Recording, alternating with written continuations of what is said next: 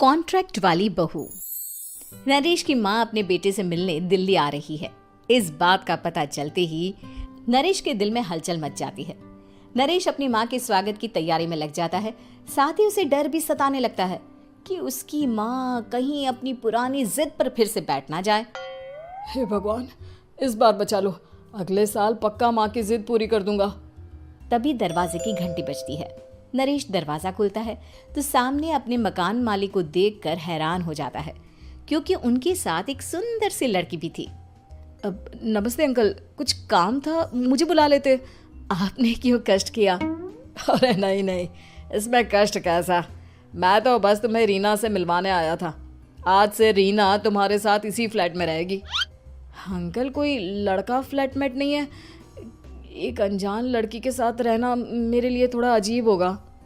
देखो नरेश, मैं तुम्हें पहले भी बता चुका हूँ कि इस फ्लैट में तुम्हें किसी ना किसी के साथ एडजस्ट करना ही होगा, या फिर तुम अकेले पूरे फ्लैट का किराया दे दो, मैं किसी को नहीं रखूंगा।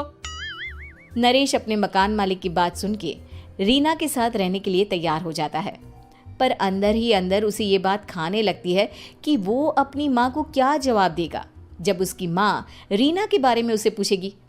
दिन बीतने लगते हैं। नरेश और रीना अच्छे दोस्त भी बन जाते हैं, पर अभी भी नरेश अपनी प्रॉब्लम का सलूशन नहीं ढूंढ पाता।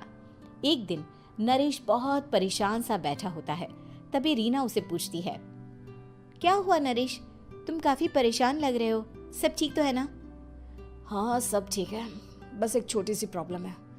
वो एक्चुअली 2 दिन बाद मेरी माँ मुझसे मिलने आ रही है।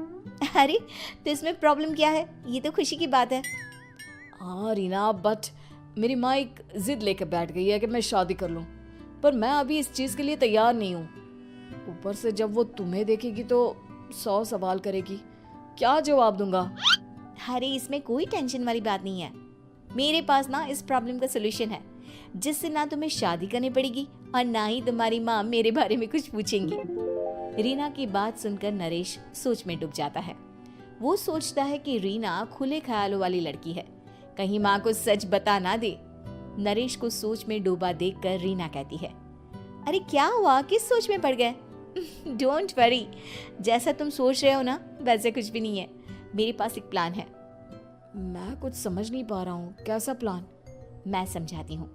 हम ना एक कॉन्ट्रैक्ट मैरिज कर लेते हैं। फिलहाल मेरे पास जॉब नहीं है, तो तुम इस रूम का किराया दे देना जब तक तुम्हारी माँ यहाँ रहेंगी, सिर्फ तब तक। और तुम अपनी माँ से कह देना कि मैं तुम्हारी पत्नी हूँ, इससे वो मेरे यहाँ रहने पर कोई सवाल भी नहीं करेंगी। अरे बात तुम्हारी ठीक है, पर माँ से झूठ बोलना, ना ना पापा, मैं ये रिस्क नहीं ले सकता। कोई और आइडिया दो ना तुम। देखो मंजूर हो तो बोलो, वरना सच बता दो, मुझे कोई प्रॉब्लम नहीं है।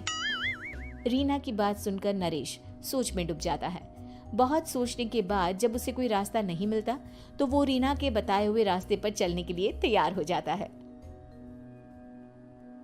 वो रीना से बात करता है और अपनी माँ की पसंद और नापसंद के बारे में बताता है।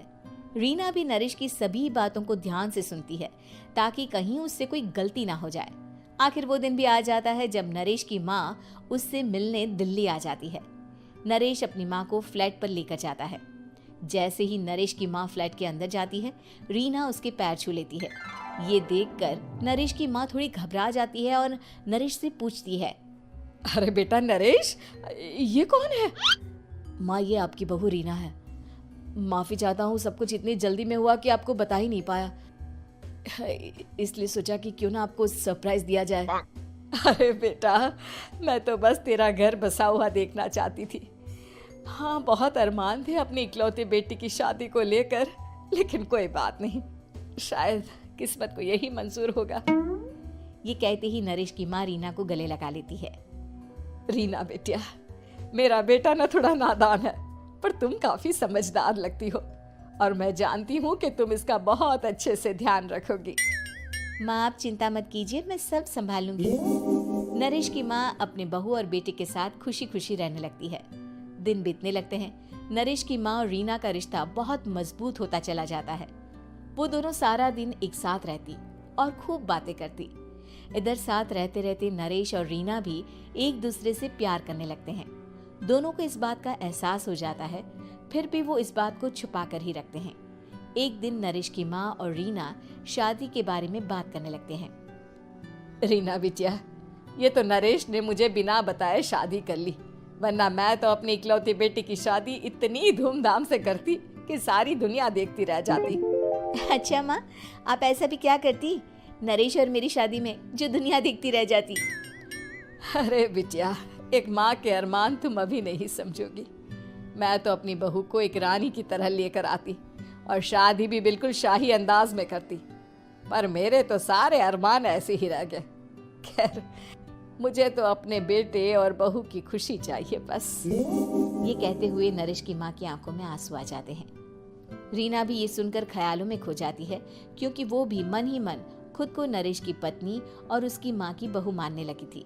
शाम को जब नरेश ऑफिस से घर आता है तो रीना खुद को रोक नहीं पाती और नरेश के सामने उसकी माँ को अपने और नरेश के रिश्ते का सारा सच बता देती है। रीना की बात सुनकर नरेश की माँ दोनों से बहुत नाराज हो जाती है और घर वापस जाने की बात करने लगती है। तुम दोनों ने मुझसे सच छुपाकर बहुत ठेस पहुंचाई है मुझे। अब तुम लोगों के साथ नहीं रहना चाहती मैं, कल ही वापस चली जाऊंगी अपने घर। माँ, मुझे माफ कर दो, ये सब मैंने रीना के कहने पर ही किया है, वरना मैं भी आपको कभी ठेस पहुंचाने के बारे में सोच भी नहीं सकता। हाँ माँ, हमने ये सिर्फ आपका दिल रखने के लिए किया, प्लीज हम दोनों को माफ कर दीजिए। तुम दोनों ने मेरे अरमानों के साथ खिलवाड़ किया है, और वैसे भी मुझे अपने बेटे के लिए एक अच्छी लड़की ढूंढनी है, इसलिए मेरा यहाँ से जाना ही बेहतर होगा। माँ की ये बात सुनकर रीना खुद को रोक नहीं पाती। माँ, क्या मैं आपके घर की बहू बनने लायक नहीं हूँ? रीना की बात सुनकर नरेश हैरान रह जाता है। नरेश की माँ भी कुछ समझ नहीं पाती। मैं कुछ समझी नहीं, आखिर तुम कहना क्या चाहती हो? माँ, मैं वो नरेश से बहुत प्यार करती हूँ और साथ ही साथ मैं आपको भी अपनी माँ मान बैठी हूँ। आज जब आपकी बातें सुनी तो खुद को रोक नहीं पाई, इसलिए सारा सच आपको बता दिया। रीना की बात सुनकर नरेश की माँ की आंखों में आंसू आ जाते हैं और वो अपने बेटे नरेश और रीना को गले लगा लेती है। मेरे घर की बहू तो सिर्फ रीना बिटिया ही बनेगी। मैं आज ही तुम दोनों की शादी की तारीख निकलवा दूंगी, बस एक बार तुम्हारे घर वाले मान जाए। उसी दिन रीना के माता पिता भी उनके फ्लैट पर आ जाते हैं।